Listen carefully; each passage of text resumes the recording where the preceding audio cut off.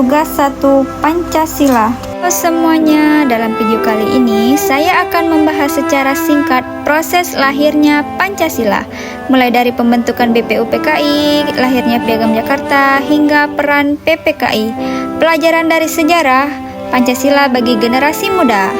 Perkenalkan, nama saya Vanessa Yora Alparesa, NIM 8782265664, mata kuliah Pancasila, Prodi S1 PGSD, UPBJJ UT Palembang. Pendahuluan, di video kali ini saya akan menjelaskan mengenai proses lahirnya Pancasila, nilai-nilai yang terkandung dan tentunya relevansinya bagi generasi muda.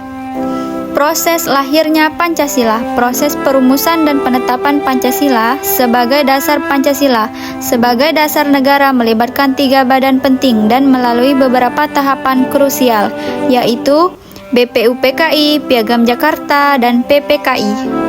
BPUPKI. Proses dimulai dengan sidang pertama BPUPKI yang berlangsung dari 29 Mei hingga 1 Juni 1945. Tujuan sidang ini adalah merumuskan dasar negara Indonesia merdeka. BPUPKI bertugas menyelidiki dan menyusun dasar negara bagi Indonesia merdeka. Dalam sidang pertamanya, beberapa tokoh menyampaikan usulan mengenai dasar negara.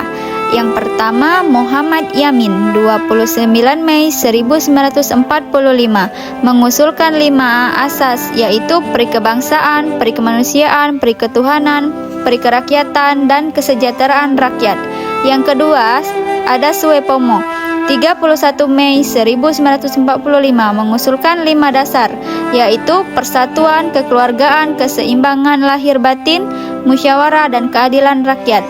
Untuk yang ketiga, ada Insinyur Soekarno, 1 Juni 1945, menyampaikan usulan 5 prinsip yang ia namakan Pancasila: kebangsaan Indonesia, internasionalisme, perikemanusiaan, mufakat atau demokrasi, kesejahteraan sosial, ketuhanan Maha Esa. Piagam Jakarta. Waktu perumusan Piagam Jakarta pada tanggal 22 Juni 1945. Setelah sidang BPUPKI dibentuk Panitia 9, diketuai Insinyur Soekarno untuk merumuskan kembali usulan-usulan dasar negara. Hasil rumusan ini dikenal sebagai Piagam Jakarta yang memuat rumusan 5 sila.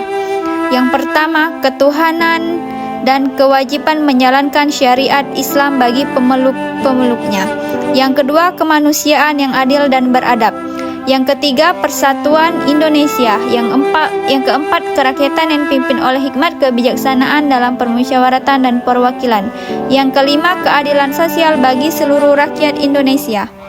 PPKI, untuk menjaga keutuhan dan persatuan bangsa Indonesia yang baru merdeka, dilakukan perubahan pada sila pertama sebelum Pancasila disahkan. Pengesahan Pancasila pada tanggal 18 Agustus 1945. Sehari setelah proklamasi kemerdekaan, PPKI mengadakan sidang dan mengesahkan Undang-Undang Dasar 1945 atau disebut UUD 1945, termasuk pembukaannya. Sebelum pengesahan, frasa kontroversial dalam sila pertama Piagam Jakarta diubah menjadi ketuhanan yang Maha Esa. Perubahan ini menunjukkan sikap mengutamakan persatuan dan kesatuan bangsa di atas kepentingan golongan.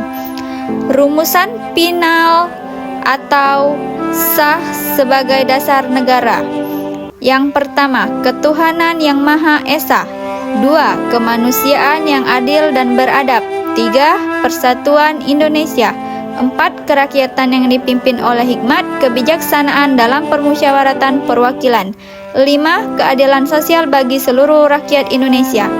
Dengan demikian, rumusan Pancasila yang sah dan menjadi dasar negara Indonesia tercantum dalam pembukaan Undang-Undang Dasar 1945 yang disahkan oleh PPKI pada tanggal 18 Agustus 1945. Nilai-nilai luhur yang tercermin. Peristiwa perumusan Pancasila dari BPUPKI hingga pengesahan oleh PPKI mencerminkan nilai-nilai luhur yang menjadi inti dari kepribadian bangsa Indonesia. Toleransi dan kebijaksanaan terlihat jelas dalam momen perubahan sila pertama di Piagam Jakarta. Para pendiri bangsa, termasuk tokoh-tokoh Islam, menunjuk sikap rela berkorban dan mengutamakan kepentingan umum di atas kepentingan golongan demi persatuan bangsa yang majemuk. Relevansi bagi generasi muda. Pelajaran terpenting dari sejarah lahirnya Pancasila adalah kemampuan untuk bersatu, berkompromi di tengah bahwa perbedaan yang ada. Para pendiri bangsa mengajarkan perbedaan suku, agama, dan pandangan politik tidak boleh menjadi penghalang untuk mencapai tujuan nasional yang lebih besar.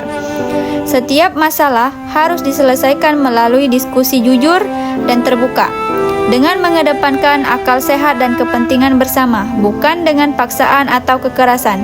Kita harus siap mengesampingkan kepentingan pribadi atau golongan demi keselamatan seluruh rakyat Indonesia. Sekian dan terima kasih.